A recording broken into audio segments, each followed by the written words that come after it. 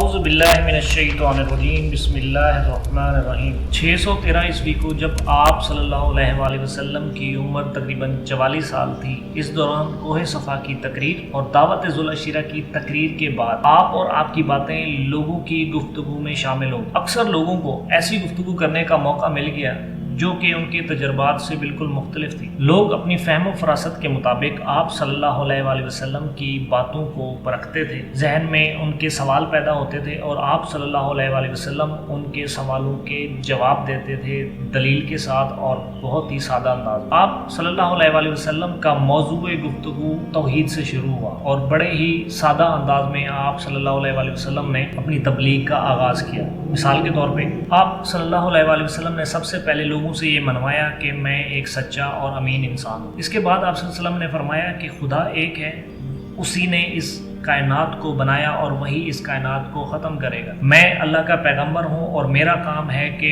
ایسے لوگوں کو جو نیک ہیں ان کو خوشخبری دینا اور برے لوگوں کو اللہ کے عذاب سے ڈرانا۔ آپ صلی اللہ علیہ وآلہ وسلم کے اس دور سے جب آپ صلی اللہ علیہ وآلہ وسلم کی تبلیغ سے لوگوں کی گفتگو میں تبدیلی آنا شروع ہو گئی۔ یہ نتیجہ شاید عکس کیا جا سکتا ہے کہ جب بھی کسی معاشرے کی تقدیر بدلتی ہے، لوگوں کی گفتگو بدل جاتی ہے، لوگوں کا موضوع گفتگو تبدیل ہوتا ہے سب سے پہلے، اس کے بعد معاشرے میں تبدیلیاں آنا شروع ہو جاتی ہیں۔ اور ایسا ہی مکہ والوں کے ساتھ ہوا۔ مکہ والوں کی گفتگو جو کہ روٹین سے بالکل مختلف تھی ہونے لگی اور وہ توحید کے بارے میں بحث کرنے لگے اور ان کے بارے میں نقشے پیدا کرنے لگے۔ مثال کے طور پہ اس دوران آپ صلی اللہ علیہ وسلم سے سوال ہوئے کہ آپ کا خدا کیسا ہے، آپ کے خدا کی کوئی نہ کوئی تصویر ہوگی، اگر آپ ہمیں ان کے بارے میں بتائیں تو ہم ان کا خوبصورت سا مجسمہ بنا لیں یا ان کی تصویر بنا لیں۔ تو آپ صلی اللہ علیہ وآلہ وسلم ان کو کہتے تھے کہ خدا ان چیزوں سے پاک ہے۔ یہاں تک بھی مشرکین مکہ کو آپ صلی اللہ علیہ وآلہ وسلم کے نظریات سے کوئی مسئلہ نہیں تھا۔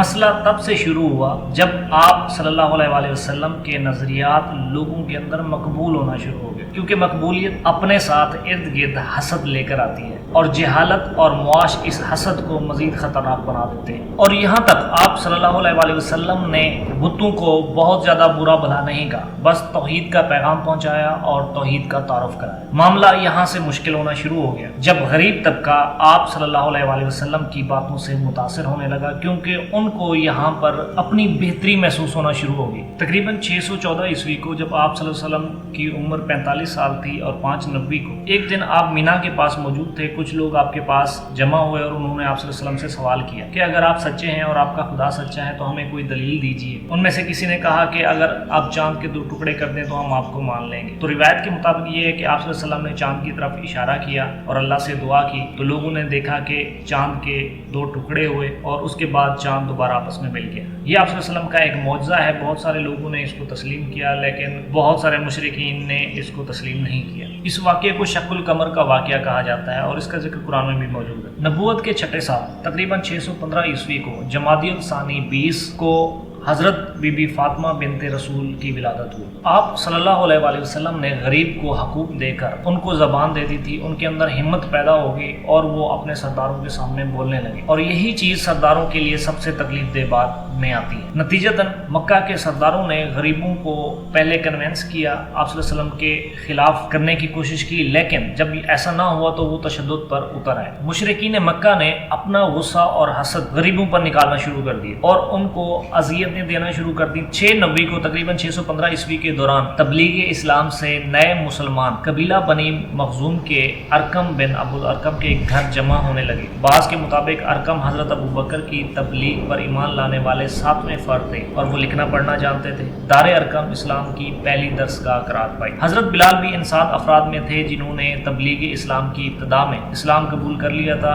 حضرت بلال مکہ میں پیدا ہوئے، والدہ کا نام حمامہ تھا، حبشہ کی وہ ملکہ تھی جو عام الفیل کے سال غلام بن گئی تھی، مگر والد رباح ایک حبشی غلام تھا۔ بلال کے والدین امیہ بن خلف کے غلام تھے۔ اسی سال اسلام کی پہلی شہید سمیہ بن خبات کی شہادت واقع ہوئی۔ سمیہ بنت خبات قبیلہ بنی مخزوم کے ابو حذیفہ ابن المغیرہ کی کنیز تھی۔ ابو حذیفہ ابن مغیرہ نے سمیہ کی شادی یاسر بن العامر سے کی، جن سے ایک بیٹا عمار بن یاسر پیدا ہوا تقریباً 566 عیسوی کے دوران۔ سمیہ اور یاسر اور عمار اسلام لے آئے جب ابھی چند افراد ہی مسلمان ہوئے تھے۔ اس پر قبیلہ مخزوم خاندان کے افراد نے سمیہ، یاسر اور عمار کو دن بھر دھوپ میں باندھے رکھا۔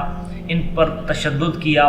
بعد ازاں ابو جہل یہاں آیا اور اپنی چھڑی کی مدد سے سمیہ پر اتنا تشدد کیا کہ ان کی روح پرواز کر گئی۔ 9 مسلم افراد پر مشرکین مکہ کا تشدد بڑھتا گیا اور اس تشدد کی وجہ سے بہت سارے لوگ متاثر ہونے لگے۔ آپ صلی اللہ علیہ وآلہ وسلم نے اس کے نتیجے کے طور پہ اور آسانی کے لیے ہجرت کا حکم دیا۔ حبشہ کا عیسائی بادشاہ نجاشی رحم دل تھا۔ حضرت محمد صلی اللہ علیہ وآلہ وسلم کے کہنے پر ایک قافلہ جس میں 12 مرد اور 4 عورتیں تھیں شیبہ کی بندرگاہ سے جہاز کے ذریعے حبشہ روانہ ہوئے۔ 3 ماہ قیام کے بعد غلط افواہ کے باعث یہ قافلہ واپس مکہ آ گیا۔ بعض روایات کے مطابق حضرت عثمان بن عفان بھی اسلام لا چکے تھے اور وہ بھی اس ہجرت حبشہ میں شامل تھے۔ بعض روایت کے مطابق حضرت عثمان پہلے بھی تجارت کے سلسلے میں حبشہ جایا کرتے تھے، اس دوران بھی انہوں نے تجارت اپنی جاری رکھی۔ آپ صلی اللہ علیہ وآلہ وسلم کی تبلیغ سے جو بھی معاملات ہو رہے تھے اور ان سے مشرکین مکہ کو جو تکلیف ہو رہی تھی وہ حضرت ابو طالب کے پاس شکوہ لے کر آتے تھے۔ بعض کے مطابق کہ وہ 1-2 دفعہ آئے ہیں، بعض کے مطابق وہ کئی دفعہ حضرت ابو طالب کے پاس آئے ہیں اور شکوہ شکایت کی۔ ایک مرتبہ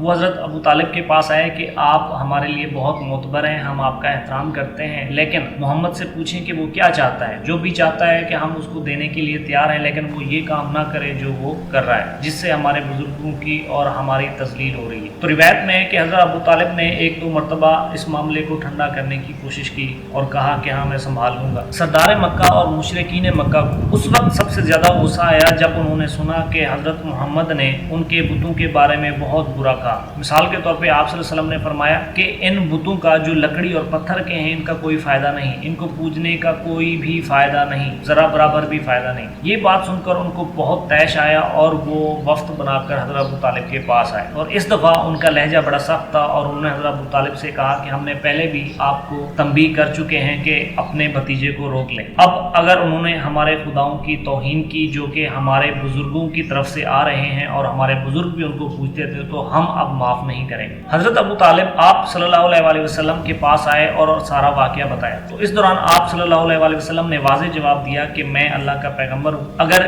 میرے ہاتھ پہ یہ چاند رکھ دیں اور دوسرے ہاتھ پہ سورج رکھ دیں تب بھی میں اپنے راستے سے نہیں ہٹوں گا، جو میں کر رہا ہوں میں اللہ کی اطاعت کروں گا اور اسی راستے پہ چلوں گا چاہے کچھ بھی ہو جائے۔ یہ جواب سن کر حضرت ابو طالب نے ان کو منع کر دیا اور واضح جواب دے دیا کہ وہ یہ چاہتا ہے اور وہ جو کر رہا ہے میں اس کے ساتھ۔ بعض روایت کے مطابق ایسا ہے کہ جب حضرت ابو طالب اور آپ صلی اللہ علیہ وسلم کے درمیان یہ بحث ہو رہی تھی اور آپ صلی اللہ علیہ وسلم نے واضح کہا کہ میں جس راستے پر ہوں اسی راستے پر چلوں گا، اور اسی دوران وہ اپنا گھر چھوڑ کر جانے کی خواہش کا اظہار بھی کر رہے ہیں، لیکن اس دوران حضرت ابو طالب نے ان کو روکا اور کہا کہ تم جو کر رہے ہو وہ کرو، میری حمایت تمہارے ساتھ ہے، جب تک میں زندہ ہوں کسی کو تمہیں تکلیف پہنچانے نہیں دوں گا۔ اور بعض روایت میں آتا ہے کہ ایک مرتبہ سردار مکہ عمارت ابن ولید ایک نوجوان کو حضرت ابو طالب کے پاس لے آئے اور حضرت ابو طالب سے کہا کہ اس نوجوان کو اپنا بیٹا بنا لیں اور محمد کو ہمارے حوالے کر دیں۔ یہ بات سن کر حضرت ابو طالب بہت غصے میں آ گئے اور انہوں نے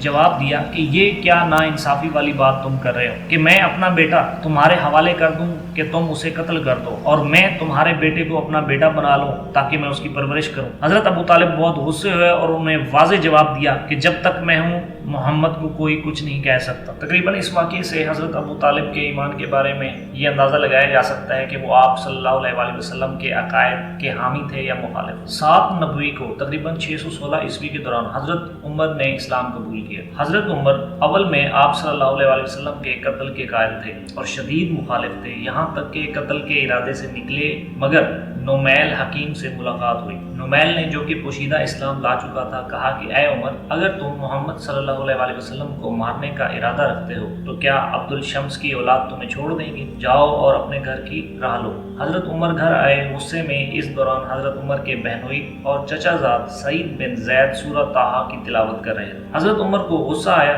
اس دوران سعید بن زید سے تلخ کلامی ہو گئی اور بات شدید ہو۔ اس دوران مداخلت پر حضرت عمر اپنی بہن کو تھپڑ مارنے پر مجبور ہو گئے اور قرآن کے صفحات کا مطالبہ کیا، مگر سعید بن زید اور حضرت عمر کی بہن نے بغیر وضو کے یہ صفحات حوالے کرنے سے انکار کر دیا۔ کچھ دیر بعد حضرت عمر اپنے اس عمل پر پشیمان ہوئے اور بہن سے معذرت کی اور غسل کیا، ہاتھ منہ دھونے کے بعد قرآن کے صفحات مانگے اور ان صفحات کی تلاوت کی اور رونے لگے، اور اس کے بعد آپ صلی اللہ علیہ وآلہ وسلم کے پاس جا کر اسلام قبول کیا۔ اسلام قبول کرنے کے بعد حضرت عمر ابو سفیان اور عمرو ابن ہشام کے پاس گئے اور انہیں اپنے قبول اسلام کے عمل سے آگاہ کیا، جس پر کہا جاتا ہے کہ ان دونوں سرداروں کو بہت غصہ ہے۔ مشرکین مکہ غصے کے باوجود آپ صلی اللہ علیہ وسلم کا کچھ نہیں کر سکتے تھے، کیونکہ آپ قبیلہ بنی ہاشم سے تعلق رکھتے تھے، لیکن انہوں نے اپنا غصہ غریب اور غلام لوگوں پر نکالا جو ان کے ماتحت تھے۔ انہوں نے تشدد سے گریز نہیں کیا۔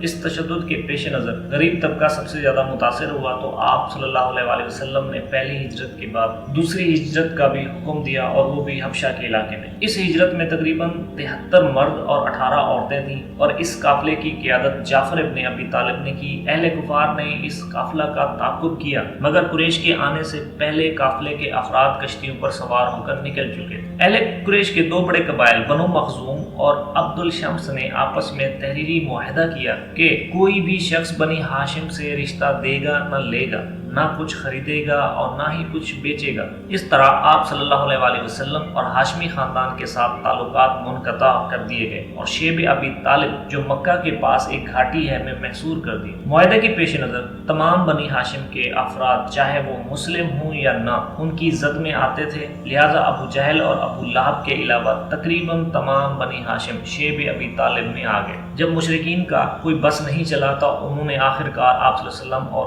آپ کی فیملی کا بائیکاٹ کر دی۔ یہ تقریباً 617 کا سال ہے۔ بنی ہاشم سے بائیکاٹ کے باوجود بھی مشرکین نے آپ صلی اللہ علیہ وسلم کے خلاف سازشوں کا جال جاری رکھا۔ اس خطرے کے پیش نظر حضرت ابو طالب نے بہت ہی احتیاط برتی اور آپ صلی اللہ علیہ وسلم کی حفاظت کی پوری کوشش کی۔ بعض اوقات یہ بھی کہا جاتا ہے کہ آپ صلی اللہ علیہ وسلم کا بستر حضرت علی کے بستر سے تبدیل کر دیتے تاکہ مشرکین کو یہ اندازہ نہ لگ سکے کہ آپ صلی اللہ علیہ وسلم کہاں پر موجود ہے۔ اس کے علاوہ بھی بہت سارے واقعات ایسے ہیں جو کہ بائیکاٹ کے دوران یہ ظاہر کرتے ہیں کہ حضرت ابو طالب اور مشرکین کا کیا رویہ تھا آپ صلی اللہ علیہ وسلم کے دین ایمان کے حوالے سے۔ بنی ہاشم کا بائیکاٹ تقریباً 3 سال چلا۔ تیسرے سال تقریباً 10 نومبر کو 619 عیسوی کے دوران بائیکاٹ کا اختتام واقع ہو گیا، اور اس سال حضرت ابو طالب اور حضرت ختیجہ کا بھی انتقال ہو گیا، جس کی وجہ سے آپ صلی اللہ علیہ وسلم کے گرد جو ایک حصار تھا کفار کے درمیان وہ کم ہو گیا۔ کفار کی ایکٹیویٹیز اور کفار کا غصہ مزید بڑھ گیا اور ان کو چال چلنے کا مزید موقع مل گیا۔ اس دوران ابو لہب نے بھی حضرت ابو طالب کے بعد آپ صلی اللہ علیہ وسلم کے ساتھ تعاون کرنے سے بالکل انکار کر دیا۔ اب کفار کی سازشیں تیز ہو گئیں اور آپ صلی اللہ علیہ وسلم کا قتل کا ارادہ کرنے لگے۔ اسی سال تقریباً 27 رجب کی رات آپ صلی اللہ علیہ وسلم جبرائیل امین کی مدد سے اللہ تعالیٰ کے حکم سے مکہ سے یروشلم گئے، پھر مسجد اقصی میں نماز ادا کی اور پھر بیت المعمور کا سفر کیا، جنت اور دوزخ کا نظارہ کیا، تمام انبیاء سے ملاقاتیں کی۔ اس واقعے کو واقعہ معراج کہا جاتا ہے۔ حضرت ختیجہ بنت خویلد اسد بن عبداللہ کا رمضان کی 11 تاریخ کو انتقال ہو گیا۔ والدہ کا نام فاطمہ بنت زائدہ تھا، والد ایک تاجر تھے۔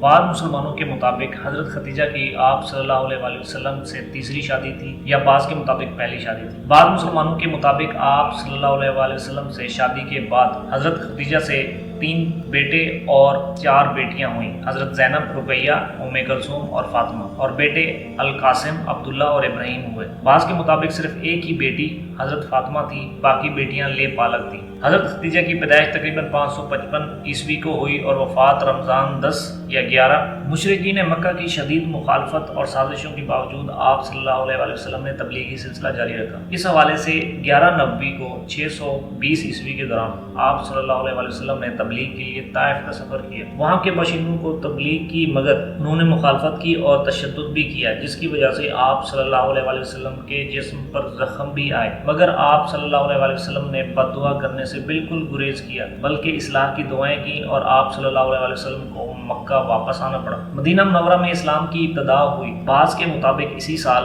یثرب کے لوگ توحید سے واقف تھے اور یہودیوں سے ایک آخری نبی کی آمد کا بھی سن رکھا تھا۔ بعض کے مطابق ایک اور وجہ یہ کہ یثرب کے لوگ مکہ کی نسبت اپنے شہر کو تجارت اور مذہبی مرکز دیکھنا چاہتے تھے۔ اس دوران یثرب کے قبائل نے آپ صلی اللہ علیہ وسلم کی حمایت کرنے کا فیصلہ کیا۔ یہ 11 نومبر کا واقعہ ہے۔ 12 نومبر کو تقریباً 621 عیسوی کے دوران پہلا سیکیورٹی معاہدہ طے ہوا۔ یثرب کے اوس و خزرج قبائل کے کچھ لوگ عقبہ کے مقام پر آپ صلی اللہ علیہ وسلم سے مل کر متاثر ہوئے۔ وہ 6 افراد اسلام لے آئے۔ ان افراد نے واپس جا کر لوگوں کو اسلام کی تبلیغ کی۔ جس کے نتیجے میں 12 افراد آپ صلی اللہ علیہ وسلم سے ملنے مقام عقبہ آئے اور اسلام قبول کیا اور بیعت کی، جسے بیعت عقبہ اولیٰ کہا جاتا ہے۔ ان لوگوں نے یثرب میں اسلام کی اشاعت میں اہم کردار ادا کیا، جس کی وجہ سے بہت سے خاندان اسلام لے آئے۔ اگلے سال 622 عیسوی کے دوران یثرب سے 75 افراد عقبہ کے مقام پر آپ صلی اللہ علیہ وسلم سے ملے اور بیعت کی، جسے بیعت عقبہ ثانیہ قرار دیا گیا۔ ان افراد نے آپ صلی اللہ علیہ وسلم کو مدینے آنے کی دعوت دی۔ مدینہ کے چند لوگ اسلام لائے، پھر مدینہ میں اسلام پھیلانے کی کوشش کی۔ اس کے بعد مدینہ کے ان افراد نے آپ صلی اللہ علیہ وسلم کی طرف رغبت کا اظہار کیا اور مدینے میں آنے کی پیشکش کی، اور بعض کے مطابق یہ بھی کہا جاتا ہے کہ کہیں ایسا نہ ہو کہ آپ صلی اللہ علیہ وسلم کو کامیابیاں ملنے لگیں تو آپ مدینہ چھوڑ دیں۔ اس پر آپ صلی اللہ علیہ وسلم نے مدینہ کو نہ چھوڑنے کی تسلی دی اور وعدہ کیا۔